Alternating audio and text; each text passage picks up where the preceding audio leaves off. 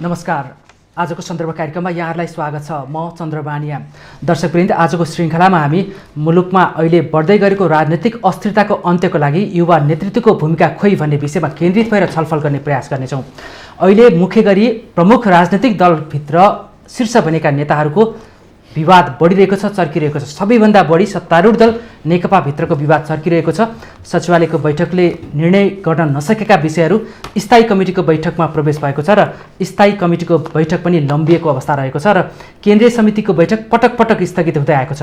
अहिले यसरी मुलुकमा प्रमुख राजनीतिक दलका शीर्ष नेतृत्वबीच मत बाजिएपछि, एक ठाउँमा उभिन नसकेपछि र लगभग शक्तिको लागि सङ्घर्ष चर्किरहेपछि सडकमा व्यवस्था विरुद्ध पनि नारा उठ्न थालेको छ।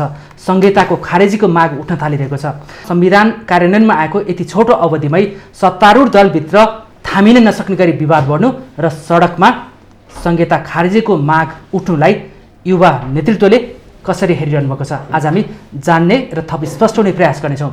यो विषयमा हामीले लगातार श्रृङ्खलाबद्ध रूपमा छलफल चलाउँदै आएका छौँ। यस क्रममा आज हामीले सत्तारूढ दल नेकपाकै केन्द्रीय सदस्य एवं चर्चित युवा नेता माधव ढुङ्गेललाई निम्ताएका छौँ र यसै गरी आजको यो बहसमा हामीले राष्ट्रिय प्रजातन्त्र पार्टीका केन्द्रीय सदस्य धनबहादुर बुढालाई पनि हामीले बहसमा निम्ताएका छौँ। ढुङ्गेलको थप परिचय दिनुपर्दा उहाँ नेपालकै सबैभन्दा ठुलो विद्यार्थी सङ्गठन अनिराज सुब्बुको पूर्व केन्द्रीय अध्यक्ष पनि हुनुहुन्छ। उहाँ अहिले राष्ट्रिय युवा परिषदको कार्यकारी उपाध्यक्ष हुनुहुन्छ। दोस्रो कार्यकालमा उहाँ रहिरहनु भएको छ र धनबहादुर बुढाको थप परिचय दिनुपर्दा उहाँ राष्ट्रिय प्रजातन्त्र पार्टीको केन्द्रीय कार्य सम्पादन समितिको अहिले सदस्य हुनुहुन्छ भने राष्ट्रिय प्रजातन्त्र पार्टीकै विद्यार्थी सङ्गठनको पूर्व अध्यक्ष पनि हुनुहुन्छ र उहाँ पार्टीको कर्णाली प्रदेशको पूर्व अध्यक्ष पनि हुनुहुन्छ। उहाँहरूसँग हामी पछिल्लो राजनीतिक परिस्थितिको बारेमा र मुलुकमा बढ्दै गएको राजनीतिक अस्थिरतालाई स्थिरतातर्फ उन्मुख गराउन अब उहाँहरूको भूमिका के हुन्छ भन्ने बारेमा हामी जान्ने र बुझ्ने प्रयास गर्नेछौँ। यहाँहरू दुवैजनालाई स्वागत छ। म सबभन्दा पहिला ढुङ्गेलज्यूबाटै सुरु गर्छु। अनिराज सुब्बुको लामो राजनीतिपछि अहिले सरकारी पदमा आसीन हुनुहुन्छ, पार्टीको केन्द्रीय सदस्यमा हुनुहुन्छ। सबभन्दा पहिला म तपाईँको पार्टीमै चलिरहेको शक्ति सङ्घर्षको बारेमा जान्न चाहेँ। यहाँले त्यो शक्ति सङ्घर्षलाई कसरी बुझ्नुहुन्छ? कि यसको छिटै निकास निस्कने अवस्था देख्नुहुन्छ या अब यो थिलथिलिएर अब पलायन हुने अवस्थामा पुग्नेछ? पार्टी सत्तामा छ र अपर्च्युनिटी सत्तासँग जोडिएको हुन्छ र ठुलो पार्टी र अहिले चारवटा प्रधानमन्त्री बोकेको यो जेट हो। पूर्व प्रधानमन्त्री सहित बोकेको एउटा ठुलो जम्बो जेट र यति धेरै नेता कार्यकर्ता भएको पार्टीभित्र अलिअलि विवाद, अलिअलि टसल भएन भने यसको मजा पनि के आउँछ होला र अहिले देखिरहेको अलिअलि विवाद, अलिअलि टसल मात्रै हो। अहिले अलिकति मुखरित भएको विवादलाई हेर्दाखेरि कस्तो रह्यो भने यो एउटै पुस्ता जस्तो अहिलेको पुस्तालाई हेर्नुहुन्छ भने तपाईँले 25 सालदेखि निरन्तर यो मुभमेन्टको नेतृत्व गरिरहेको पुस्ता छ। जुन पुस्ताले प्रधानमन्त्री भएर पार्टीको विभिन्न जिम्मेवारी सम्हालिसकेको नेतृत्व छ, उसलाई टेस्ट गरिसकेको नेतृत्व हो र त्यही नेतृत्वको आकाङ्क्षा मिटाउन नसक्दाको परिणाम एकअर्कामा आज यो चिज आज मुखरित भएको हो। जुन एउटा यो मैले पुस्ताको कुरा गर्छु, यो पुस्ताकै लडाइँ हो। यो पुस्ताकै बिचमा त्यो आफूलाई रक्षात्मक फिल गर्न थालेपछि त्यसको एउटा ठुलो समस्या खडा भएर जान्छ। रक्षात्मक फिल कसले गरेको? पहिलो पुस्ताका नेताले या पहिलो पुस्ताको लिडरसिपले? जस्तो कमरेड प्रचण्डलाई अब म चाहिँ भोलि प्रधानमन्त्री पार्टी अध्यक्ष हुन्छु कि हुन्न भन्ने कुराको संशय क्रिएट भयो होला। कमरेड माधव नेपाललाई त्यो भयो होला, कमरेड झलनाथलाई भयो होला, कमरेड वामदेवलाई भयो होला, अथवा अरू शीर्ष नेताहरूलाई त्यो चिजको क्रिएट भयो। त्यो पनि एउटा पार्ट, यो डिभिजनको एउटा पार्ट छ। कमरेड ओलीलाई पनि सँगसँगै उहाँमा पनि त्यो चिज होइन। उहाँ त अहिले वर्तमानमै हुनुहुन्छ। उहाँको चाहिँ यो कार्यकाल, उहाँले पार्टी अध्यक्ष भएको र प्रधानमन्त्री भएको, अब यो कार्यकाल उहाँको सकिएपछि उहाँलाई पनि त्यो चिजको हुनसक्छ। त्यो अर्को पार्टको कुरा छ। तर जे होस्, त्यो एउटा यो लिडरसिपको आकाङ्क्षाहरूको कुशल सेटलमेन्टको समस्याबाट सृजित एउटा समस्या पनि हो। सँगै अलिकति स्पेस खोज्ने कुराको सिलसिलामा यो हङ पार्लियामेन्टको एउटा अभ्यास गरेर आएका चाहिँ हामी चाहिँ नेपालीहरू हौँ। 6 महिनामा सरकार परिवर्तन हुने, 5 वर्षभित्र 100औं मन्त्री बनाउने खालको ट्रेनबाट विकास संस्कृति हो। त्यो संस्कृति पहिलोपटक स्टेबल गभर्नमेन्ट बनेको र 5 वर्षको प्रधानमन्त्री र अलि लङ टर्म चाहिँ स्थायित्व हुने सरकार, यस्तो सरकारको मोडल चाहिँ अभ्यास चाहिँ पहिलोपटक भएको छ। त्यसकारणले त्यो पार्टीभित्र पार्टी बाहिर सबैतिर एउटा चाहिँ छिटो चाहिँ नयाँ अनुहार खोज्ने, नयाँ अवसर खोज्ने खालको मनोवृत्तिको बिचबाट सृजित समस्या पनि हो यो। किनकि यो स्टेबल गभर्मेन्ट हो, यसले 5 वर्ष काम गरेर त्यसको रिजल्टको समीक्षामा यसलाई के अरे कसैमा उभिन दिनुपर्छ भन्ने कुरा चाहिँ स्टेबल गभर्मेन्टको कन्सेप्टमा आयो पहिलोपटक। यो चिजलाई हामीले सजिलै आत्मसात गर्न सकिरहेका छैनौँ, त्यसको एउटा प्रतिबिम्ब पनि हो भन्ने लाग्छ। आत्मसात जनताले गर्न सकेनन् कि त्यो पार्टीभित्रका शीर्ष नेतृत्वहरूले गर्न सकेनन्? पार्टीभित्रै पनि त त्यो समस्या, किनकि त्यो विशाल चाहिँ विकराल पार्टी छ नि, एउटा सानो पार्टी छैन, 2टा पार्टीका सबै जम्मू सबै केन्द्रीय सदस्य 450 को चाहिँ केन्द्रीय कमिटी बनाएको छौँ हामीले होइन, भजती सबै जोडेका छौँ। जेट विमानमा 2टा पाइलट हुनुहुन्छ, कता दिशा दिने उड्नको लागि भन्ने पनि कन्फ्युजन छ होइन? त्यसले गर्दा त्यो चिजको मनोविज्ञानबाट सृजित समस्या हो। म फेरि आउँछु यो विषयमा। हजुर धनबहादुरजी, यो पार्टी अहिले सत्तारूढ दललाई योभन्दा अगाडि बनेका सरकारहरू 6 महिनामा 9 महिनामा फेरिएपछि सबै दलले एउटा स्थिर सरकारको परिकल्पना गरेका थिए र चुनावबाट चाहिँ कुनै एउटा दलले बहुमत प्राप्त भइदियो भने मुलुकमा राजनीतिक स्थिरता आउँथ्यो, विकासले फड्को मार्थ्यो, युवाहरूले स्वदेशमै रोजगार पाउँथे कि भन्ने अपेक्षा पछि 74 सालको इलेक्सनमा नेकपा भन्ने पार्टीलाई झन्डै 2/3 नजिकको बहुमतमा पुर्यायो। अहिले यो सत्तारूढ दलभित्रको यो विवादलाई चाहिँ एउटा विपक्षी दलको रूपमा, एउटा राप्रपाको केन्द्रीय कार्य सम्पादन समितिको सदस्यको रूपमा अहिले ढुङ्गेलज्यूले हेर्नुभएको भन्दा फरक ढङ्गले बुझ्नुहुन्छ या उस्तै नै हो, के लाग्छ?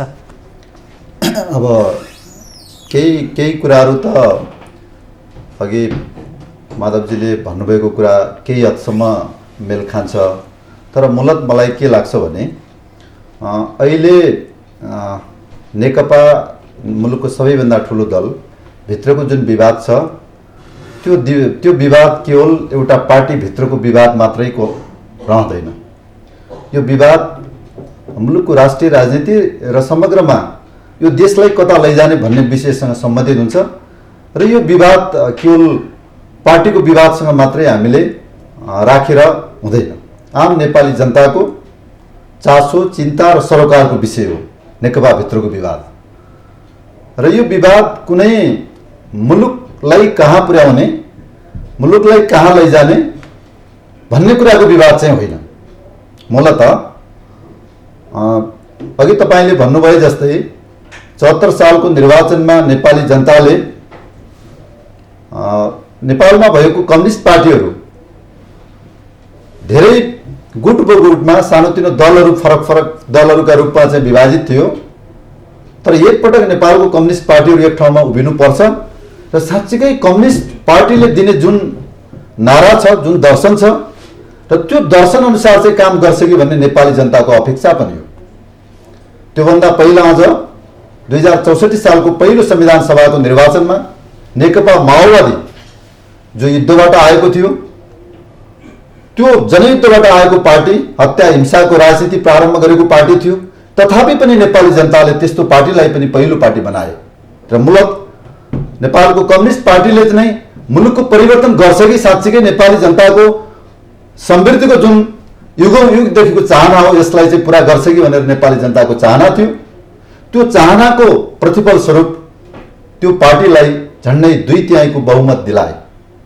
तर अहिले त्यो पार्टीले जनताको अपेक्षा अनुसारको जुन काम गर्नुपर्ने थियो त्यो काममा निश्चित रूपमा पनि हिँड्न सकेन। त्यहाँभित्र शक्ति सङ्घर्ष सुरु भयो, त्यहाँभित्र जुगाको लडाइँ सुरु भयो, त्यहाँभित्र सत्तालाई केन्द्रित गरेर जसरी विगतमा चाहे कुनै पार्टीको बहुमत भएको अवस्थामा होस्, नेपाली काङ्ग्रेसको बहुमत पनि आयो 2 पटक र बहुमत नआएको बेलामा पनि नेपालको राजनीति केवल सत्तासँग जोडिएर मात्र हुने गर्थ्यो, त्योभन्दा पृथक रहन सकेन।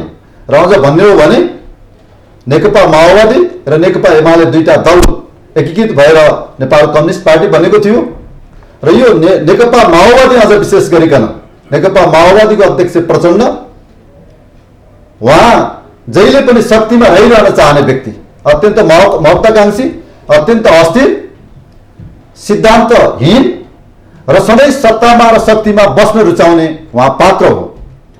र अनि दुईटै उस्तै पात्र भयो भने त्यहाँनिर एउटा जङ्गलमा दुईटा सिंह राजा भएर बसिरहन सक्दैन।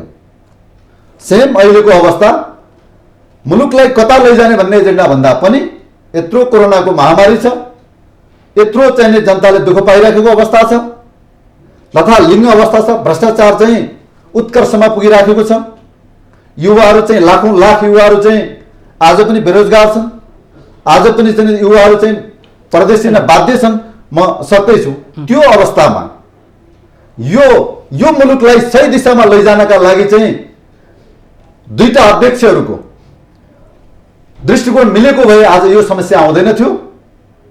त्यो सत्ता र शक्तिबाट मेरो हातबाट गुम्छ कि भन्ने भएर त्रासका कारण चाहिँ उहाँहरू धेरै दिनमा केपी ओलीलाई मैले साथ दिइराख्यो भने म कमजोर हुन्छु भन्ने मानसिकता प्रचण्डमा रह्यो र प्रधानमन्त्रीमा पनि मैले अब्सोल्युट मैले 5 वर्ष चलाउनु पर्छ र मलाई जनताले जनमत मलाई बहुमत दिएको छ, मेरो नाममा दिएको छ भन्ने उहाँमा पनि त्यो खालको अहम छ र त्यो दुईटा अहमको टक्कर र दुईटा स्वार्थ र शक्ति सत्ताको टक्करको परिणाम हो। हजुर ठिक छ, एकदमै स्पष्टै बुझिने गरिदिनु भएको छ। म यसमा फेरि आउँछु।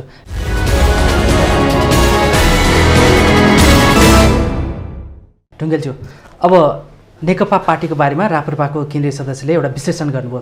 त्यसमा राष्ट्रिय मुद्दामा एक भएर जान सकेनन्, दुईटामा अहमता देखियो, शक्ति केन्द्रित भनेर भन्नुभयो।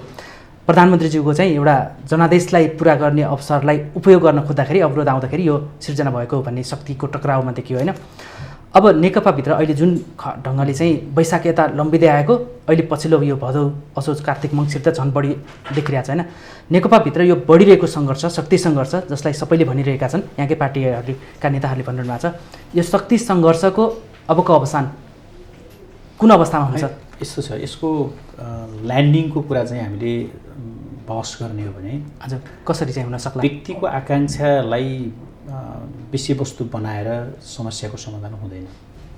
समस्याको समाधान सैद्धान्तिक हिसाबले खोज्नुपर्छ, विचारमै खोज्नुपर्छ। त्यो खोजिने क्रम सुरु भयो या भएन? त्यो क्रमशः भइरहेछ, त्यो छलफल चलिरहेछ। किनभने विचारको अहिले यो पार्टी एकता, उहाँले भने जस्तो कमरेड प्रचण्ड र केपी ओलीको मन मिलेर एकता भएको होइन।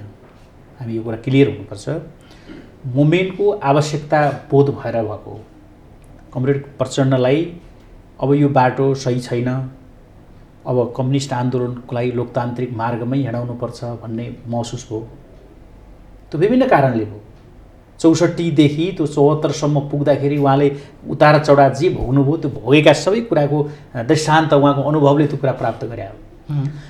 अब नेकपा एमाले अहिले होइन, युद्ध लडेको 28 सालको झापा विद्रोह पछाडि नै लगत्तै अब यो बाटो सही छैन है भनेर बाटो छच्याएको र लोकतान्त्रिक मार्गमा पार्टीलाई त्यति बेलै हिँडाएको र त्यसको एउटा मूर्त जनताको बौद्धली जनवादको रूपमा हामीले त्यसलाई चाहिँ एउटा चाहिँ मूर्तिकरण गऱ्यौँ र त्यो चाहिँ विचार भनेको मार्क्सवाद लेनिनवादको लोकतान्त्रिकको सिद्धान्त हो।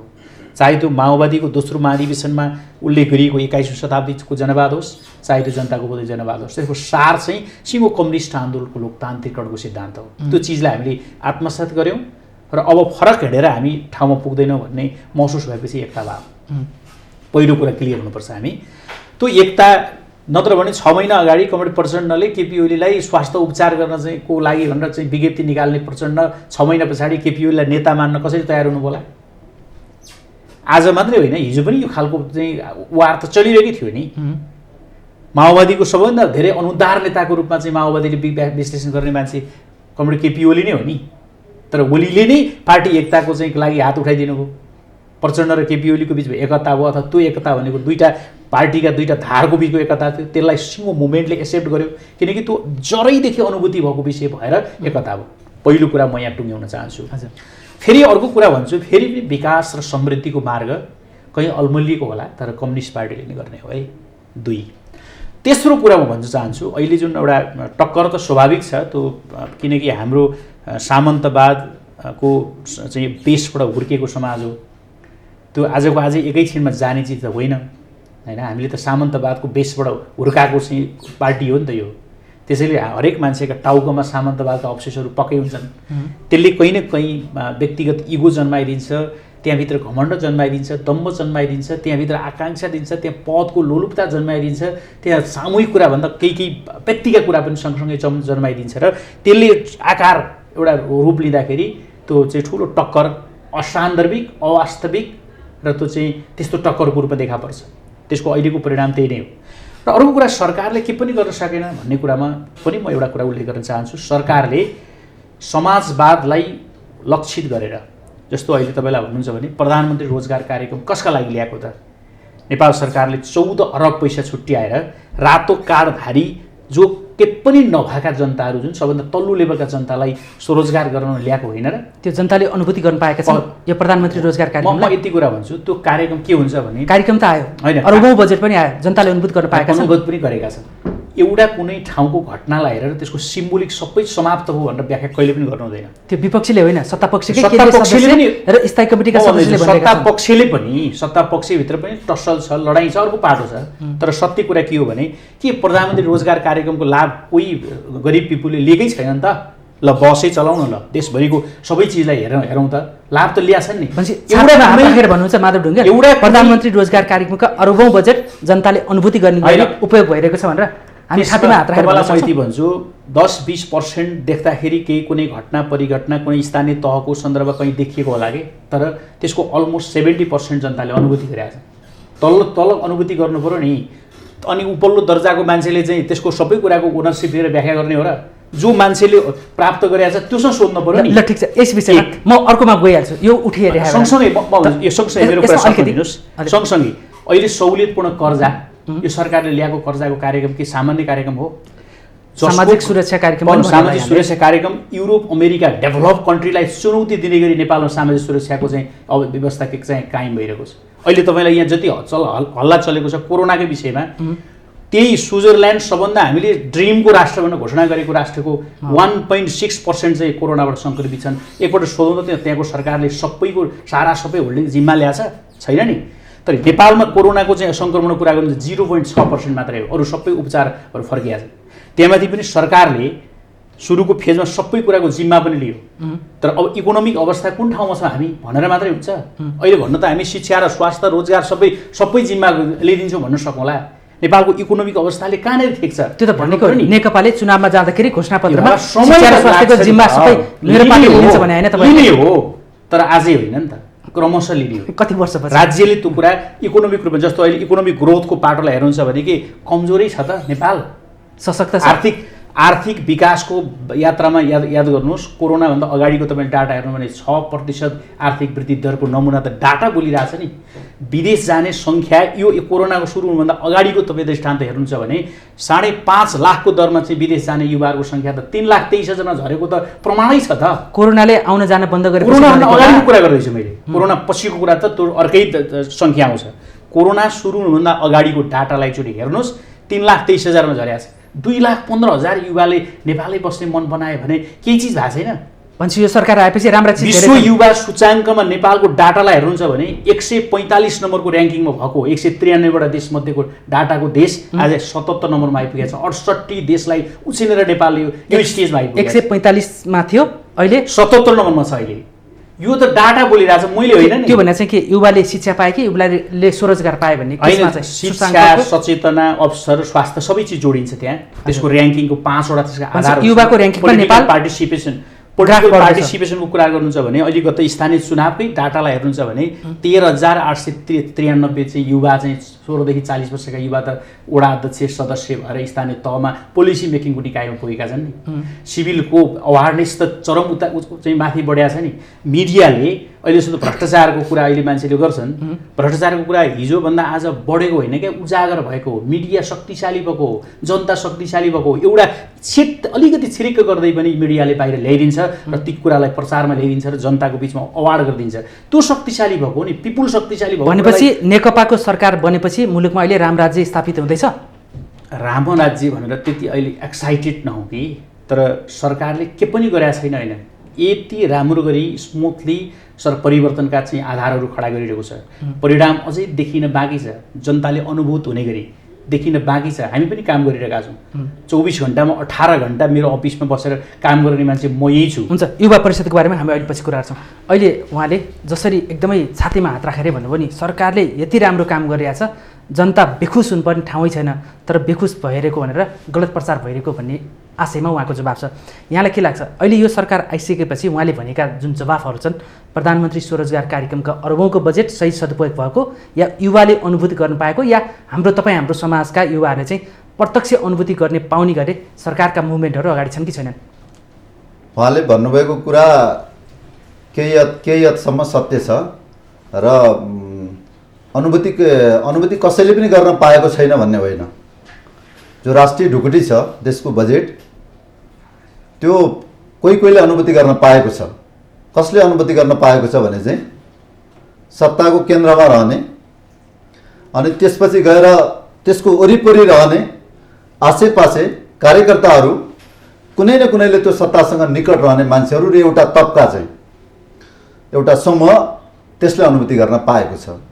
तर आम जनताको तहमा सुरुका दिनमा सरकार बनेको बेलामा प्रधानमन्त्रीको जुन एउटा स्लोगन थियो, नारा थियो, निश्चय पनि त्यसले केही राम्रो काम गर्न खोजेको जस्तो देखिन्थ्यो।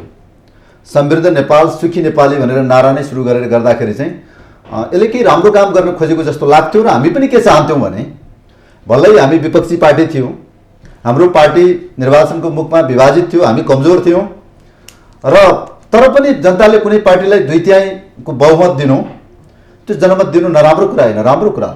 आखिरी अल्टिमेटली यो देश राम्रो भयो भने हाम्रा भावी सन्ततिहरू नै यही देशमा हुर्किन्छन्, बढ्छन् र उनीहरूको भविष्य यही देशमा सुरक्षित हुन्छ। तर यो देश राम्रो भएन भने जुनसुकै पार्टीको सत्ता होस् तर हाम्रै पछिल्लो पिँढी हाम्रै आफ्नै बालबच्चाहरू पनि यो देशमा बस्न नसक्ने स्थिति पैदा हुन्छ र उनीहरू विदेशीको नोकर बन्नुपर्ने अवस्था आउँछ। त्यसैले जुनसुकै पार्टी भए पनि देश अगाडि बढ्नु पर्दछ। देशमा चाहिँ यो वर्षौँदेखि चाहिँ युगदेखि जुन अल्झिएर रहेको जुन राजनीतिक विवाद छ यसबाट माथि उठ्नुपर्छ भन्ने हाम्रो पनि धारणा थियो चाहिँ। तर त्यही अनुसार चाहिँ 2/3 बहुमत पाएको पनि थियो। नेकपा त्यो दिशामा अगाडि बढ्न सकेन, यसले त्यो गन्तव्यलाई निर्धारण गर्न सकेन। अघि तपाईँले सुरुमै उठाउनु भयो जेट पाइलटका कुरा। जेट पाइलटमा कहाँ यो टेम्पो चालक जस्तो एउटा चाहिँ हुन्छ, 2-2टा पाइलट हुन्छन् भनेको त चाहिँ त्यो जेट पाइलट त अहिले दुर्घटनाको निकट छ। त्यो लक्ष्यमा पुग्नका लागि चाहिँ त्यो दृष्टिकोणमा एकमत भएको भए त्यो दुर्घटनामा पुग्दैन थियो, निश्चित रूपमा पनि त्यो लक्ष्यमा पुग्थ्यो, सफल हुन्थ्यो। प्रधानमन्त्रीले बोल्नुभयो जस्तै समृद्ध नेपाल सुखी नेपालीको नारामा अहिले अगाडि बढ्थ्यो। तर सत्ता र शक्तिकै टकराव भएको कारणले गर्दा माथिदेखि तलसम्म चाहिँ माथि केन्द्रमा छ एउटा तह, त्यसपछि प्रदेशमा छ बिचमा तह, अर्को फेरि चाहिँ तल स्थानीय तहमा छ। त्यहाँ निश्चित मान्छेहरूले चाहिँ हालिमाली गरिराखेका छन्, ब्रह्मलुट भइराखेका छ, भ्रष्टाचार अत्यधिक बढ्ता मात्रामा भएको छ। त्यो आज हरेक मान्छेले भन्छ चाहिँ। अस्ति भर्खर पनि एउटा अर्को सर्वेमा पनि भनेको छ नि चाहिँ नेपालमा चाहिँ भ्रष्टाचार चाहिँ अत्यधिक बढेको छ भन्ने मान्छेहरू नेपाली जनता अहिले 58% छन् यति बेला चाहिँ, पछिल्लो चाहिँ लेटेस्ट चाहिँ। त भन्दाखेरि मुलुक आज चाहिँ यति ठुलो जनमत पाएको पार्टीले पनि देश चलाउन सक्दैन भने यो देशमा के गर्दा मुलुक चाहिँ साँच्चीकै विकास हुन्छ? अब प्रश्न एउटा पार्टीको कुरा रहेन कि, प्रश्न चाहिँ एउटा नेकपा भित्रको कुरा मात्र होइन कि, प्रश्न केपी ओली प्रचण्ड र माधव नेपाल र झलनाथको कुरा मात्र होइन कि। हामीले सोच्नुपर्ने यो देशका तमाम लाखौँ लाख युवाहरूले सोच्नुपर्ने साँच्चीकै यो देश अब हामी कसरी अगाडि बढाउने भन्ने कुरा सोच्नुपर्ने गम्भीर मोडमा नेपाल आइपुगेको छ। को प्रधानमन्त्री भने हुने केपी ओलीको ठाउँमा मानिलिउँ ल ठिक छ रे, यत्रो मरियत्ते गरिराख्नु भएको छ प्रचण्डले प्रधानमन्त्री हुन यो बिचमा नपाएर छटपटी गरिराख्नु भएको छ। उहाँलाई प्रधानमन्त्री बनायो भने सब कुरा ठिक हुन्छ। उहाँ चाहिँ टेस्ट नभएको व्यक्ति हो। ल एक्सनका लागि माधव नेपालले पनि बेसगरी रहर गर्नुभएको छ, उहाँलाई बनाइदिउँ। जनता विश्वास गर्न तयार छन्, उहाँ आउने बित्तिकै मुलुक कायापलट बन्छ। अर्को प्रधानमन्त्री हुनुहुन्छ झलनाथ खनाल, विगतमा भएको पार्टीको अध्यक्ष भइसकेको व्यक्ति, उहाँलाई बनाइदिउँ एक्सनका लागि प्रधानमन्त्री केही समय। उहाँ आउनुभयो भने कायापलट हुन्छ? हुँदैन। समस्या व्यक्तिमा छैन, समस्या हाम्रो नियतमा छ। अझ भन्ने हो भने हामीले भन्नै पर्छ। तपाईँले हामीले 2टा युवालाई बोलाउनु भयो, समस्या पुस्ताको पनि छ। एउटा पार्टी विशेषको मात्रै म कुरा गर्न चाहन्न, केवल नेकपा मात्रभित्र पनि जो नेपालमा जुन पुस्ताले अहिले राज गरिरहेको छ, सत्तामा छ, चाहिँ केन्द्रित भइराखेको छ, सत्तामा शक्तिमा छ, पार्टीभित्र होस् पार्टीभन्दा बाहिर होस्, त्यो पुस्तामा समस्या छ चाहिँ। त्यसैले गर्दा यो सानोतिनो कुरा एउटा हो भनेर यसलाई हामीले टालटुल गर्न थाल्यौँ भने भोलि पनि फेरि पनि यो मुलुक अगाडि बढ्न सक्दैन। चिन्ता हाम्रो, चासो हाम्रो त्यहाँनिर हो। त्यसैले यसलाई हामीले सही डायग्नोसिस गर्नुपर्छ चाहिँ। अहिले मूल मुद्दा नै हामीले त्यही हो। अबको मुलुकमा अहिले बहुमतको सरकार हुँदाहुँदै पनि र शक्तिशाली पार्टीले सरकार सञ्चालन गर्दा गर्दै पनि मुलुकमा राजनीतिक अस्थिरता बढ्न लागेको हो कि भनेर चिन्ता छ। र अहिले संहिता कार्यान्वयनमा आएको 3 वर्षको अवधिमै अहिले संहिता खारेजीको माग, राष्ट्र संस्था पुनर्स्थापनाको मागहरू सडकमा आइरहेको सन्दर्भमा अब मुलुकलाई राजनीतिक स्थिरतातर्फ उन्मुख गराउनको लागि युवा नेतृत्वको भूमिका के हुनुपर्छ भन्ने सवालमै केन्द्रित भएर हामीले यो पृष्ठभूमिमा यो छलफल गऱ्यौँ। म माधव ढुङ्गेलज्यूमा जान चाहेँ। सडकमा जुन खालको यो 3 वर्षको अवधिमै यहाँले पनि देख्नुभयो, मुख्य नेताको गृहनगरमा र राजधानीमा जुलुस छ, संहिताको खारेजीको माग छ। यो माग यति छोटो अवधिमै कसरी आयो भन्नेमा यहाँ जस्तो युवा नेता र यहाँ जस्तो युवा नेता सक्रिय भएको नेकपाका शीर्ष नेताले बुझ्नुपर्ने आवश्यकता महसुस भयो कि भएन? अब एउटा कुरा म यो विषयमा प्रश्न पार्न चाहन्छु होइन। जति बेला हामी संघीयताको बहसमा थियौँ, नेकपा माओवादी एउटा कोणमा थियो, नेकपा एमाले एउटा कोणमा थियो, अरू धेरै पार्टीहरू पनि आफ्ना विचारहरू बाहिर सार्वजनिक गरिरहेका थिए।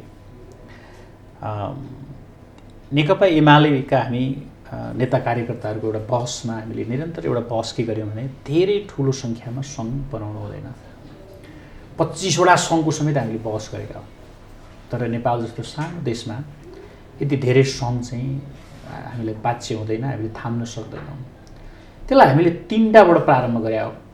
संहिता हुँदैन हामीले कहिले भनेनौँ, तर 3टा कोशी, गण्डकी कोशी कर्णालीको कोरिडोरमा 3वटा सङ्घ बनाउँ। 3वटा सङ्घबाट चाहिँ बहसलाई आरम्भ गर्दै गर्दै 7वटामा हामीले टुङ्ग्याएको। किनकि 25वटाबाट तानेर ल्याएर 7वटामा टुङ्ग्याउने ठाउँ पुग्यो। त्यो पनि हामीलाई सकेसम्म अझै घटाएर 5 बनाउन पाए हुन्थ्यो भन्ने हामीले ठानिरहेका थियौँ। हाम्रो ओरिजिनल मत यही नै हो। तपाईँले याद गर्नुभएको छ, चित्रबहादुर केसी संघीयताको विपक्षमा हुनुहुन्थ्यो। उहाँले बोलेका मञ्चमा सबभन्दा धेरै ताली बज्थे। सत्य नै हो। किनकि त्यो पिपुलको मत चाहिँ के थियो भने धेरै ठुलो प्रशासनिक मुखहरू बनाउनु हुँदैन है नेपाल जस्तो मुलुकमा भन्ने बहसको एउटा सेन्टर छँदै थियो। तर अब छ नि, अब संघीयताको एउटा मोडल स्थापित गरिसकियो। अब हामी त्यसमा हिजो एक समय मै पनि त्यसो संघीयताको चाहिँ यो संघीयता नेपालका लागि उपयुक्त हुन्न कि केन्द्र र स्थानीय तह मात्रै चाहिँ एउटा यसको लागि उपयुक्त हुन्छ कि भन्ने लागेको चाहिँ ठान्ने मान्छे हौँ। तर अब एउटा संघीयता इस्टाब्लिस भइसक्यो, एउटा तहमा डेभलप गरिसक्यो, त्यहाँ एउटा ठुलो खर्चको चाहिँ राज्यको खर्च लगानी समेत हामीले गरिसक्यो, स्ट्रक्चर बनाइसक्यो। अब यत्रो जनताले जनताकै बलमा विदेशीहरूले रोक्न खोज्दा छेक्न खोज्दा समेत त्यो सबै चिजलाई परेलेर हामीले बनाएको संविधान र त्यसले इस्टाब्लिस गरेको संरचना हो नि। अब यो संरचनाका विरुद्ध गरिने आन्दोलन चाहिँ अब मलाई लाग्छ त्यो फलदायी र उपयुक्त कुरा हुँदैन। अब यसलाई मोडलमा के हुन्छ, कमी कहाँ छ त्यो चाहिँ सच्याउन चाहिँ सकियो। प्रदेशको संरचनालाई फङ्सनल गराउन के गर्नुपर्छ त्यो विषयमा बहस चलाउन सकियो। स्थानीय सरकारलाई अझै प्रभावकारी बनाउन के गर्नुपर्छ त्यो चाहिँ गर्न सकियो। सङ्घ सरकारको भूमिकालाई यो इन्टरकनेक्ट गर्ने माध्यम के हो, अझै यसलाई यो पुगेन कि यसको बहस गर्न सकियो। र त्यस्ता बहसका विषयवस्तुलाई अगाडि राखेर हामी संविधानमा केही संशोधन गर्न पनि सक्छौँ। हामीलाई त्यो कुनै ठुलो कुरा छैन। तर अब व्यवस्थाको पार्टमै अब चाहिँ क्वेसन उठाउने गरी फेरि राजतन्त्र, संसारबाट गइसकेको राजतन्त्र ल्याएर फेरि यहाँ चाहिँ राजा स्थापित गर्ने भन्ने कुरा चाहिँ यो जतिसुकै चाहिँ मान्छेले अहिले सोचे पनि त्यो असम्भव यात्रामा लाग्नु पनि हुँदैन। यो मुभमेन्टले कुनै प्रगतिशील कुरा पनि यो होइन। अब राजनीतिक दलहरू सप्रिएनन् भनेर त्यो भित्र त चेन्ज गर्न ल्याएको नि त हामीले। राजनीतिक दलका नेताहरू ठिक हुँदैनन् भने व्यक्तित्वलाई चेन्ज गर्न सक्ने आधार खडा गरे हो नि त हामीले। प्रधानमन्त्री सही छैन भने अर्को प्रधानमन्त्री फेर्ने आधार खडा गरे हो नि त हामीले। 5 वर्षभित्र चुनाव गर्न, चुनावबाट अपडेट गर्नुपर्छ भन्ने मान्यता स्थापित गरे हो नि त। चेक एन्ड ब्यालेन्सको व्यवस्थापकीय कार्यपालिका र न्यायपालिकाको चेक एन्ड ब्यालेन्सको सिस्टम बिल्डअप गरे हो नि त हामीले। शक्ति पृथकीकरणको सिद्धान्तलाई इस्टाब्लिस गरेको हो नि त हामीले। यो सबै चिजलाई आधार बनाएर तल्लो स्तरमा जनताले सरकारको अनुभूति गरून् भनेर स्थानीय सरकारलाई स्वायत्त सरकारको रूपमा, तहको रूपमा डेभलप गरे हो नि त। अहिले त 761वटा सरकारले बजेट प्रस्तुत गरेको छ। त्यो 761वटा सरकारले गरेको काम अहिले मेरा गाउँमा हुनुहुन्छ भने पानी नभएका ठाउँका मान्छे हामी हाम्रा घरमा धारा छन्। हामीले चाहिँ तलबाट कोसीबाट पानी तानेर खाएको छौँ। हाम्रा घरमा म दोललघाटसम्म 2 दिन हिँडेर आएको मान्छे म युवै हुँ। र आज हामीले हाम्रो गाउँको विकासको कुरा घरमा गाडी पुग्ने बाटो बनाएको छौँ, हामीले संहिताको हामीले चाहिँ संहिताको लाभ हो यो। स्वाभाविक छ नि, संहिताले अहिले पानीको पाइप खोज्न कहीँ जानु परेको छैन, नागरिकको घर घरमा पुर्याउनको पानी अहिले नागरिकले सङ्घीय शासन व्यवस्था नै चाहिन्छ। वडा अध्यक्षलाई स्वाभाविक छ अहिले यो सङ्घीय शासन अब इस्टाब्लिस गरेको सङ्घीय शासनलाई फेरि अर्को मोडेर अर्को व्यवस्था परिवर्तन गर्ने कुराको चाहिँ हामीले कल्पना पनि गर्दैनौँ।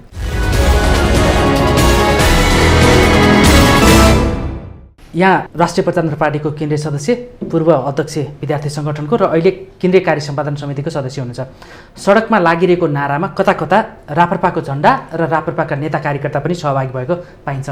उहाँले अहिले भनिसक्नुभयो सडकमा आएका आवाजहरूलाई उहाँले स्पष्ट जवाफ दिनुभइसकेका छ, मरिसकेको राजतन्त्रलाई फेरि फर्काउन सकिँदैन भनेर।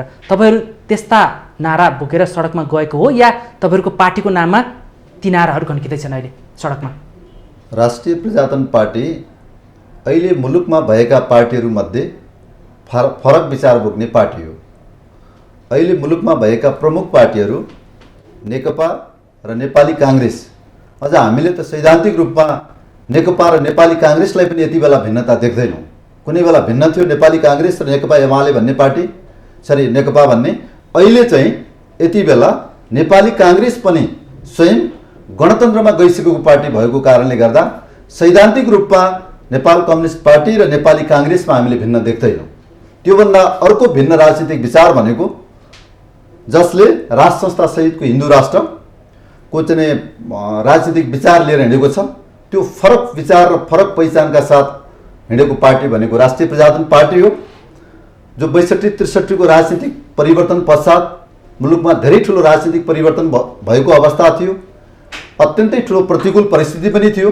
त्यस्तो प्रतिकूल परिस्थितिका बीचबाट पनि उसले आफ्नो विचारलाई चाहिँ जनताको बीचमा लिएर जाने कुरा छोडेन र अघिल्लो एउटा निर्वाचनमा 2070 सालको निर्वाचनमा यो विचार एक प्रकारले जनताबाट स्वीकृत भइसकेको विचार थियो। तर 74ले त अस्वीकृत गरिसक्यो नि। 74ले अस्वीकृत गर्नुमा विभिन्न परिस्थिति थियो। त्यसको एउटा प्रमुख कारण के हो भने भूमिकामा जान पर्ने बुढाजी यसमा स्पष्ट पारिदिनुहोस् त छोटो समयमा। अहिले सडकमा जुन संहिताको खारेजीको नारा र माग लागिरहेको छ, तपाईँहरू त्यो मागलाई त्यो नारालाई बोकेको हो या तपाईँको पार्टीको नाममा कसैले त्यो नाराबाजी गरेको छ? राष्ट्रिय प्रजातन्त्र पार्टीकै विचार भएको कारणले गर्दा कुनै ठाउँमा राष्ट्रिय प्रजातन्त्र पार्टीको झन्डा नबोकिकन मुलुकको राष्ट्रिय झन्डा बोकेर नेपाली जनताहरू नागरिकहरू सडकमा उत्रेको छन् अधिकांश ठाउँमा। राष्ट्रिय प्रजातन्त्र पार्टीले नै, म तपाईँलाई भन्दैछु, राष्ट्रिय प्रजातन्त्र पार्टी नै आयोजक भएर झापा जिल्लामा, मकवानपुर जिल्लामा यी कार्यक्रमका आयोजना भएका छन्। हजारौं जनताको सहभागिता भएको छ। राष्ट्रिय प्रजातन्त्र पार्टीकै विचार भएको कारणले गर्दा यो कोही फरकले गर्यो होला भन्ने हामीलाई लाग्दैन। सडकमा जुन नारा र आवाज उठिरहेको छ संहिताको विरुद्धमा, धर्मनिरपेक्षताको विरुद्धमा, त्यो तपाईँको पार्टीको समर्थन छ, माग छ? बिल्कुल मैले भनिहालेँ, पार्टी आयोजक भएर राष्ट्रिय प्रजातन्त्र पार्टीले नै गरिराखेको कार्यक्रम भएको हुँदाखेरि चाहिँ त्यसमा हाम्रो चाहिँ समर्थन सहयोग छैन भन्ने होइन। राष्ट्रिय प्रजातन्त्र पार्टीले त्यसमा सहभागी हुनका लागि चाहिँ निर्देशन पनि दिएको छ, अनुमति पनि दिएको छ, जहाँ पार्टी आयोजक छैन त्यो ठाउँहरूमा पनि। त्यो तपाईँहरूले जुन मुद्दा माग उठाइरहनु भएको छ यसमा पार्टीको समर्थन त रहेको स्पष्ट पारिहाल्नुभयो। बिल्कुल हिजोको श्रृङ्खलामा पनि राप्रपाको विचार ल्याएको थियौँ हो भन्ने भएको छ। यसमा चाहिँ पूर्व राजा ज्ञानेन्द्रको पनि साथ र समर्थन तपाईँलाई रहेको हो यो मुद्दा उठाउनलाई, यो नारा उचाल्नलाई? होइन, त्यसमा तपाईँलाई के स्पष्ट पार्न चाहन्छु भने पूर्व राजाले चाहिँ, तपाईँहरू पूर्व राजा भन्नुभयो, पूर्व राजाले निर्देशन दिएर राप्रपालाई यो काम गर भनेर राप्रपाले त्यो काम गर्ने होइन। अर्थात् राजालाई खुसी पार्नका लागि पनि यो काम राप्रपाले गरेको होइन।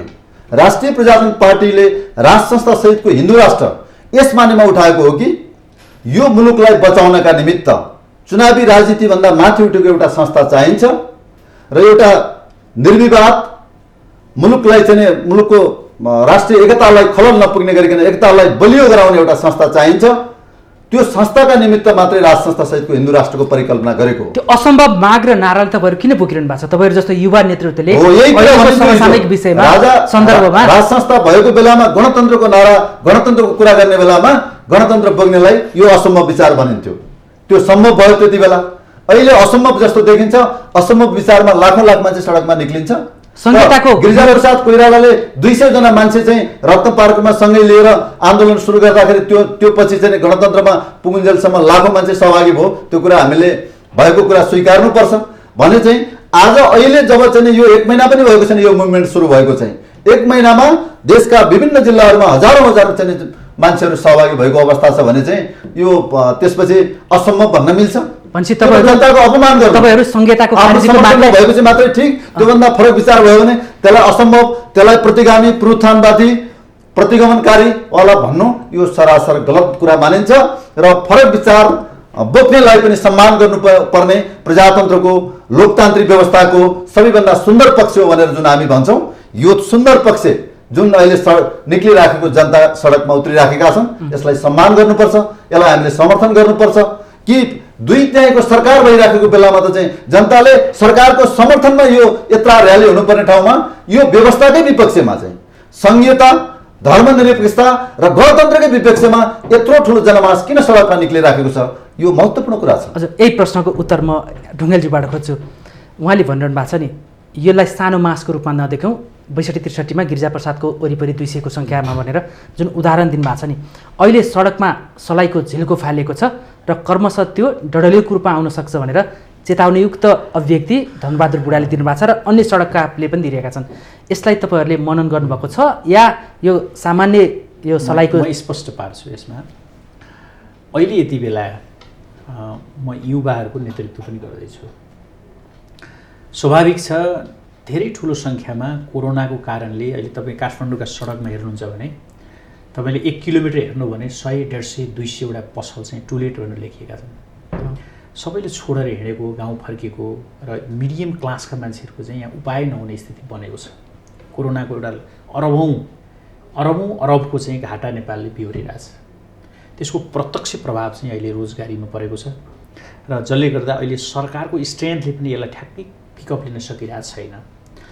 अर्को कुरा, जुन सरकार जसबाट अपेक्षा गर्ने, सरकारको विशेष प्लानको अपेक्षा गरिरहेको चाहिँ पिपुलले पार्टी, सत्ताधारी पार्टीको बिचको अन्तर्कलहलाई जुन नमिठो गरी अनुभूत गरेपछि अलिकति निराशाको चाहिँ एउटा अवस्था सिर्जना भएर एउटा चाहिँ एक खालको त्यसलाई भनौँ न एउटा जनआक्रोश, जनविद्रोह जस्तो जुन फिलिङ्स छ नि, त्यो पङ्क्तिलाई मैले त्यो रूपमा ग्रहण गर्छु। नम्बर 1, त्यसले कुनै राजतन्त्र खोजेको छँदै छैन। इन्डिभिजुअल्ली त्यहाँ बोलाएर सोध्नुहोस्, राजतन्त्र खोज्ने त्यहाँ रेयर केही मान्छे मात्रै होलान्, त्यो मुभमेन्टले राजतन्त्र खोजेकै छैन। त्यो कुरा म उनीहरूलाई राजतन्त्रवादी भन्ने पक्षमै छैन, नम्बर 1। दोस्रो कुरा भनेको अहिले संहिताका विषयमा न संहिताकै कारणले यति ठुलो चाहिँ भ्रष्टाचार बढ्यो कि यस्ता आवाजहरू बाहिर आएको हुन् कि भन्ने मान्छेलाई अलिअलि परिरहेको। जस्तो अहिले एमनेस्टी इन्टरनेसनलले भ्रष्टाचारको कुरा चाहिँ सोधेर त्यो कसैलाई विषय नै थाहा नभएको मान्छेलाई होइन, यो अर्को ट्रान्सपरेन्सी इन्टरनेसनलले जुन रिपोर्ट निकाल्यो, जसलाई के विषय थाहा छैन, तपाईँले अहिले हरेक पिपुललाई सोध्नु भने समाचार सबै त्यही मात्रै सुनिरहेछ, अनि उसले के भन्छ त उत्तर? त्यो अथेन्टिक विषयवस्तुको बारेमा नलेज भएको मान्छेले भन्नु र एउटा मान्छेले सुनेको भरमा भन्नु कुरा चाहिँ फरक छ क्या त्यो कुरा। त्यसै गरी अहिले त्यो सुनिरहेको कुराले उनीहरूलाई त निराश बनाइदिन्छ। त्यसैले मिडियाहरूलाई पनि अलिकति पोजिटिभ हाइप क्रिएट गर्ने बाटोमा लानुपर्छ भन्ने कुरा चाहिँ मेरो मिडियासँग पनि छ प्लिज, होइन? त्यसैले यो किनभने हरेक चिजलाई बढ्ता निराशातिर केन्द्रित गरिदियो र नकारात्मक कुरा एउटा सानो कुरालाई ठुलो बनाएर प्रस्तुत गरिँदाखेरि अरू 95 राम्रा कुराहरू चाहिँ छाया पर्दिन्छ, त्यस्तो चिज भइदिन्छ। त्यसले गर्दा त्यो एउटा आक्रोशको रूपमा त्यसलाई हामीले ग्रहण गर्नुपर्छ र त्यसलाई सम्बोधन गर्नुपर्छ। राज्यको तर्फबाट त्यसलाई सम्बोधन गर्ने बाटो खोज्नुपर्छ, रोजगारी सिर्जना गर्ने बाटोमा तिनलाई व्यवस्थित गर्नुपर्छ। मलाई लाग्छ उहाँले राजतन्त्र त्यहाँको कुनै अपेक्षा होइन। उहाँहरूले पनि म भन्दैछु राजतन्त्रको विषयवस्तुलाई फेरि राजतन्त्र ल्याउन सकिन्छ कि अथवा त्यो चिजको अपेक्षा गरेर उहाँहरूले पनि त्यो आन्दोलन गर्नु हुँदैन। त्यो राजतन्त्र आउँदा पनि आउँदैन, त्यो फर्किँदा पनि फर्किँदैन। त्यो राजतन्त्र तपाईँ हेरौँ न, अब ज्ञानेन्द्र राजा, पूर्व राजा ज्ञानेन्द्रको छोरो पारस जस्तो मान्छेलाई अब राजा बनाउने कुरा उहाँ आन्दोलन सफल होला त? त्यो कुनै जो मुद्दा हुनसक्छ यति बेला, त्यो कुनै एउटा व्यक्तिलाई फेरि राजा बनाउने राष्ट्रपति बनाइयो त, आलङ्कारिक सिम्बोलिक राष्ट्रपति बनाइसकियो ती। त्यतातिर जाने कुरा त यो प्लिज यसलाई स्टप गरिदेऊ। संहिताको विषयवस्तुका सन्दर्भमा केही मान्छेका क्रिटिकल मतहरू हुनसक्छन्, त्यसलाई व्यवस्थित गर्न नसकेर भएका हुन्। हामीले अलिकति सेटअप गर्न सकिरहेको छैनौँ, किनकि संहिताको व्यवस्थापन त छिमेकी राष्ट्र भारतमा 10 वर्ष लागेको थियो, अमेरिकामा कति वर्ष लागेको थियो हेर्नुहोस् त। वर्षौँ लाग्छ यसको व्यवस्थापन, सेटलमेन्ट हुन, अधिकारको बाँडफाँड गर्न हामीले लेखेका कागजका सबै चिजहरू त्यहाँ पर्याप्त भइरह हुँदैनन्। त्यो बिस्तारै त्यसलाई सेटअप हुँदै हुँदै हुँदै हुँदै जानलाई अलिकति समय लिन्छ। त्यसले गर्दा कहिलेकाहीँ त्यसले ल्याउने निराशाहरू यो सङ्घीयतै हो कि भन्ने लागेर त्यसका विषयमा आवाज उठेको हुनसक्छ। अरू कुरा धर्मको कुरा पनि अहिले जोड्नुभयो। धर्मको विषयमा व्यक्तिगत रूपमा म के मत राख्छु भन्नुहुन्छ भने मैले बहस गर्ने सिलसिला मैले भनेको पनि थिएँ, यो नेपाल चाहिँ धर्मनिरपेक्षता भन्ने शब्द राख्नुभन्दा हिन्दूहरूको बाहुल्य भएको धार्मिक रूपमा स्वतन्त्र राष्ट्र हो नेपाल भन्न पाएको भए सायद त्यो सबभन्दा उपयुक्त शब्दावली हुन्थ्यो होला। म चाहिँ त्यो पक्षमा थिएँ। मैले आर्टिकल लेखेको छु त्यस्तो यही विषयमा। तर अब संविधानमा उल्लेख भएर आइसक्यो, त्यसलाई एउटा सहमतिमा यो अहिले मैले भनेको टर्मिनोलोजीमा संशोधन गर्न पनि सकिन्छ, बहस चलाउन सकिन्छ सरकारले आवश्यकता पर्यो भने। मान्नुहोस्, किनभने यो हिन्दूहरूको बाहुल्य भएको धार्मिक रूपमा स्वतन्त्र राष्ट्र हो। यो कसैलाई अपमान गर्ने धर्म हिन्दू धर्म होइन। हिन्दू धर्म सबैको सम्मान गर्ने धर्म हो। हामी आजबाट हिन्दूबाट हामी मुस्लिम भनेर आज घोषणा गरेर हामी मुस्लिम हुँदैनौँ कि। हाम्रो कल्चरले बनाउने चिज हो। धर्म भनेको एउटा चाहिँ परम्परा हो, संस्कृति हो, सभ्यता होस्, त्यो नैतिकता हो। त्यो सबै चिजले बिल्डअप गरेको पुस्तौँदेखि बिल्डअप भएको चिज हो त्यो। त्यसैले हिन्दू भन्ने चिजबाट हामी त्यत्तिकै चाहिँ पर हट्नुपर्ने कुरा केही पनि छैन। हाम्रो संस्कृति हिन्दू हो, हामी धेरै हिन्दू छौँ नेपालमा। त्यसैले हिन्दूहरूको बाहुल्य भएको धार्मिक रूपमा स्वतन्त्र राष्ट्र हो।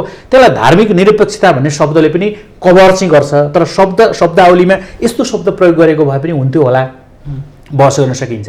त्यो संशोधनको प्रक्रिया भोलि बहस पार्लियामेन्टमा हाम्रो छ, पार्लियामेन्टमै बहस चलाउन सकिन्छ, पार्टीभित्र बहस चलाउन पनि सकिन्छ। तर यो विषयवस्तु अब मुभमेन्टको आन्दोलनको विषयवस्तु बनाएर जानुपर्ने कुरा मलाई लाग्छ त्यस्तो विषय हो जस्तो पनि लाग्दैन। हजुर, संहिताको सवालमा यहाँले महत्त्वपूर्ण कुरा निकाल्नु भएको थियो नि। 25वटासम्म सङ्घ प्रदेश गठन गर्नुपर्छ भने क्रमशः 15, 12, 13 हुँदै 7वटामा हामी निष्कर्षमा पुग्यौँ भन्नुभएको छ नि।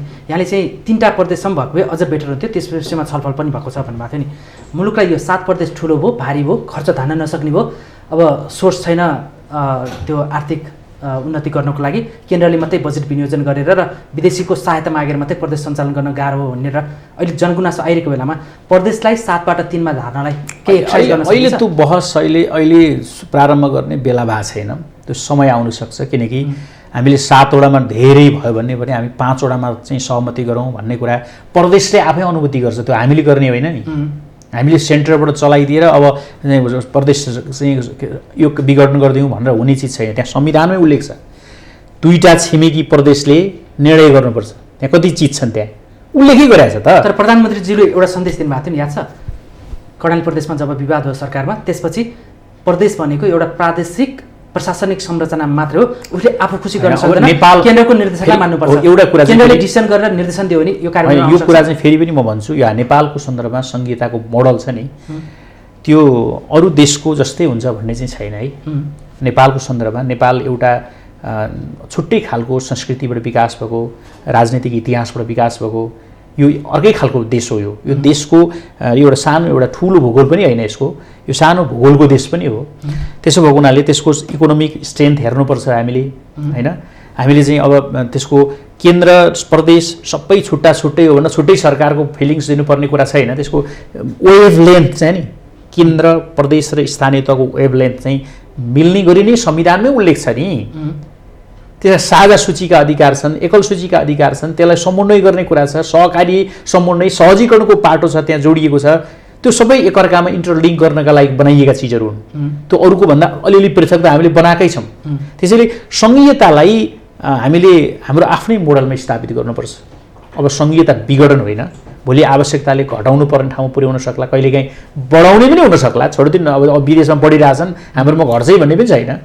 इन्डिया पनि क्रमशः बढ्दै लगिरहेछन् भने भोलि त्यो खालको आवश्यकता भयो भने चाहिँ 7को ठाउँमा 8 पनि होला, 7को ठाउँमा 5 पनि होला। पुनर्विचार गर्न सकिन्छ सकेसम्म सङ्ख्या पुनर्विचार होइन। अहिले त यो बहस अहिले हामीले चलाउने कुरै छैन। त्यो प्रदेशले अनुभूति गरेर प्रदेशका पिपुलले फिल गर्नुपर्छ र त्यहाँ भित्र फिलिङ गरेर आयो भने भोलि बहसको विषय बन्न सक्छ। हजुर, हामी समयको अन्त्यमा छौँ। म अब निष्कर्षमा जान चाहेँ। अघि भने जस्तै मुलुकमा राजनीतिक अस्थिरता बढ्दो छ, स्थिरताको लागि युवा नेतृत्वको भूमिका कहाँ भन्नेमा अलिकति म कन्क्लुजन लिन चाहन्छु। अहिले मुलुकमा पहिलो पुस्ताको हाबी छ, नेकपा सत्तारूढमा, राप्रपामा हेर्दा त्यस्तै छ, समाजवादीमा पनि त्यस्तै देखिन्छ, जनता समाजवादी पार्टीमा पनि, होइन? अबको मुलुकलाई ड्राइभ गर्नको लागि चाहिँ पुस्तान्तरण हुनुपर्छ र युवाले नेतृत्वमा आउनुपर्छ भन्नेमा तपाईँको पार्टीभित्र अहिले लभिङ के भइरहेछ, भूमिका के पाउनु भएको छ आफ्नो पार्टीभित्र? हो, समग्रमा एउटा पार्टीभित्रको मात्रै कुरा भन्दा पनि समग्र अहिले नेपालमा भएका पार्टीहरू र जुन पुस्ताको राजनीतिमा वर्चस्व छ, जुन पुस्ता हाबी छ, त्यो पुस्ता सजिलै नेतृत्व हस्तान्तरण गर्ने पक्षमा छैन। भलै सार्वजनिक रूपमा उहाँहरूका अभिव्यक्ति चाहिँ हामी नयाँ पुस्तालाई हस्तान्तरण गर्छौँ भनेर उहाँहरूले भन्नुहुन्छ, तर चाहिँ उहाँ त्यो हस्तान्तरण गर्ने पक्षमा कुनै पनि पार्टी, कुनै पनि नेता देखिँदैन। त्यसैले तपाईँले मेरो पार्टीको मात्र कुरा नगरिकन चाहिँ यो मुलुकमा उहाँहरूको पनि जुन पुस्ता आज राजनीतिमा छ उहाँहरूको पनि हामीले अपमान गर्नु हुँदैन। उहाँहरूले सङ्घर्ष गर्ने नेताहरूले सङ्घर्ष गर्नुभएको छ, जेलनेल भोग्ने नेताहरूले जेलनेल भोग्नु भएको छ होइन। जेलनेल नभएको नेताहरूले पनि जीवनभर राजनीतिमा समर्पित हुनुहुन्छ, जनताको लागि सेवा गरिराख्नु भएको छ। उहाँहरूको यो मुलुकमा उहाँहरूको आवश्यकता छ, मुलुकलाई उहाँहरूको खाँचो छ, उहाँहरूको सक्रिय भूमिका नभए पनि देशलाई खाँचो छ। तर उहाँहरूले एउटा अभिभावकीय भूमिका दिएर चाहिँ नयाँ पुस्ताहरूलाई अगाडि सार्ने कदम चाल्न हरेक पार्टीमा, म मेरो पार्टी भन्दैन, हरेक पार्टीमा त्यो आवश्यक छ। र त्यसका लागि उहाँहरूले नै त्यो बाटो खोलिदिनुपर्छ। हामी त्यसलाई अन्यथा तरिकाले पनि बुझ्न जरुरी हुँदैन चाहिँ कि उहाँहरूले नै त्यो एउटा बहस प्रारम्भ गर्ने, त्यो बाटोमा चाहिँ होइन, त्यो भएर उहाँहरू कमजोर हुने भन्ने होइन, त्यो भनेर उहाँहरू राजनीतिबाट पलायन हुने भन्ने होइन। त्यसले गर्दाखेरि चाहिँ त्यस्तो गरिदियो भने उहाँहरूलाई पनि राम्रो हुन्छ, देशलाई पनि राम्रो हुन्छ, पार्टी पनि राम्रो हुन्छ। समय सकेको छ, मैले यहाँलाई धन्यवाद दिएँ। यही प्रसङ्गमा चाहिँ यहाँको जवाफ के छ? प्रधानमन्त्रीले पनि पुस्तान्तरणको कुरा त ल्याउनु भएको छ, 1 मिनटमा निष्कर्ष। एउटा चिज कहिलेकाहीँ बाध्यात्मक हिसाबले पनि पुस्ता चेन्ज भइदिन्छ, एउटा अर्को पाटो हो। तर हामीले एउटा नेकपा एमालेमा एउटा अभ्यास गरेका थियौँ, 70 वर्षलाई सक्रिय राजनीतिको उमेर तय गरेका थियौँ हामीले। यो चाहिँ अहिलेको नेकपा भएपछि त्यो हटेको छ, खारेज भयो। त्यो 70 वर्षको सक्रिय राजनीति उमेर हुने बित्तिकै एउटा पुस्ता चाहिँ त्यो 70 कटेपछि उनीहरूले बिदा हुने, रिटायर जिन्दगीमा बिगा चाहिँ सयर हुने एउटा खालको स्थिति क्रिएट गर्ने हाम्रो एउटा पोलिसी हो। त्यसमा हामीले पारितै गरेका थियौँ। त्यो युवा पुस्ताको भूमिका हो, त्यो प्रभाव हो। हामीले व्यक्तिका विषयमा छलफल गरेर फलानु व्यक्ति अयोग्य भयो भन्नुभन्दा पार्टीका अधिवेशनमा के गर्नुपर्छ भने यसमा सिस्टम के कम्तीमा अहिले भइरहेको जस्तो म 445 जना केन्द्रीय कमिटीको सदस्य भित्र म पनि छु। अबको महाधिवेशनमा 60% को चुनाव यो 445बाट गरौँ, 40% नै नयाँ मान्छे ल्याउँ भनेर सहमति गर्न सकियो भने नयाँ र युवा दुइटै कुरा छोडिदिउँ। कहिलेकाहीँ पुरानै मान्छे पनि अन्यायमा परिरहेको हुन्छ, त्यो उसलाई पनि अवसर दिनुपर्छ। त्यो रूपमा यदि लाने हो भने 40% प्रत्येक अधिवेशनमा 40% नयाँ मान्छे इन्ट्री गर्ने प्रणाली विकास गरियो भनेदेखि भन्नै पर्दैन, पुस्ता आफै विस्थापित हुन्छ। त्यो 40% फेरि इन्ट्री हुन्छ, त्यो ऊ 60मा प्रतिस्पर्धा गर्न आउँछ नि फेरि, अनि अर्को 40 फेरि अर्को सालमा 40 फर्किन्छ भनेपछि त्यो प्रक्रियाले आफै बिस्तारै निषेध गर्दै लान्छ। यस्तो त्यसै गरी पदीय सिस्टमले जस्तो प्रधानमन्त्री 2 टर्म्स बस 5 पटक 6 पटक 7 पटक प्रधानमन्त्री हुने कुरालाई खारेज गरिदिउँ। 2 टर्म्सभन्दा बढी प्रधानमन्त्री हुन नपाउने सिस्टम बनाइदिउँ। त्यसले एउटा सेन्ट्रलमै एउटा खालको चाहिँ म्यासेज दिन्छ। अब त्योभन्दा तल जाउँ, प्रत्येकलाई चाहिँ हामीले मन्त्री कति पटक 2 पटक, त्योभन्दा बढी के मन्त्री चलाउनु पर्यो त? मान्छेले 13 पटक मन्त्री हुने देश हो क्या यो एउटै मान्छे। त्यो चिजलाई ट्रम्प सिस्टममा ढालिदिउँ, 2 टर्मभन्दा बढी मन्त्री हुन नपाउने विधि बनाइदिउँ। संसदमा लड्ने पनि कतिचोटि लड्ने मान्छे त्यत्रो पैसा खर्च गरेर बाबा पैसाको त्यसको विषयमा त्यही पनि ट्रम्प घटाइदिउँ। 3 पटकभन्दा बढी अथवा कति पटक हो एउटा फ्रेममा ढालिदिउँ। पार्लियामेन्टमा चुनाव लड्ने पनि त्योभन्दा बढी एउटा तहमा 3 पटकभन्दा चुनाव लड्न नपाउने भन्यो भने मान्छे 5 पटक 7 पटक 8 पटक 10 पटक सांसद भइरहेको हुन्छ नि, त्यो चिजको पनि ब्रेक लाग्छ। यसरी सिस्टमले बाँधेर नयाँ पुस्तालाई इस्टाब्लिस गर्ने बाटोमा लानुपर्छ र ग्रुम गर्ने बाटोमा लानुपर्छ। त्यो गरियो भने हामीले सिस्टमले नै नयाँ पुस्ता आफै वारवार चाहिँ इस्टाब्लिस गरेर जान्छ र लोकतन्त्रहरू नियमित चुनाव नियमित अधिवेशन भयो भने पनि युवा पुस्ता स्थापित भएर जान्छ। यहाँले अहिले दिएको सूत्रबद्ध यो फर्मुला चाहिँ यहाँकै पार्टीबाट सुरुवात होस्, हामी त्यो समाचार दिन लायक छौँ। हामी प्रयास गर्छौँ। महत्त्वपूर्ण समय र विचारको लागि यहाँहरू दुवैजनालाई धन्यवाद। धन्यवाद। आदरणीय दर्शकवृन्द, आज हामीले मुलुकमा राजनैतिक स्थिरताको निम्ति युवा नेतृत्वको भूमिका कहाँ र के हुनुपर्छ भन्ने सन्दर्भमा केन्द्रित भएर छलफल गर्ने प्रयास गऱ्यौँ र पहिलो पुस्ताबाट अब दोस्रो र तेस्रो राजनीति जानेमा पुस्तान्तरण कसरी गर्ने भन्नेमा पनि माधव ढुङ्गेलले एउटा फर्मुला नै पेश गर्नुभएको छ।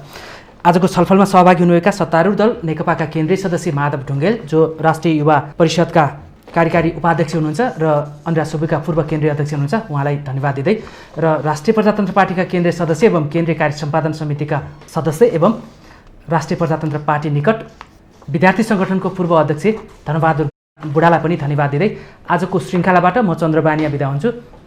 सत्य, तथ्य र निष्पक्ष समाचारको लागि माउन्टेन टेलिभिजन हेर्दै रहनुहोला। नमस्कार।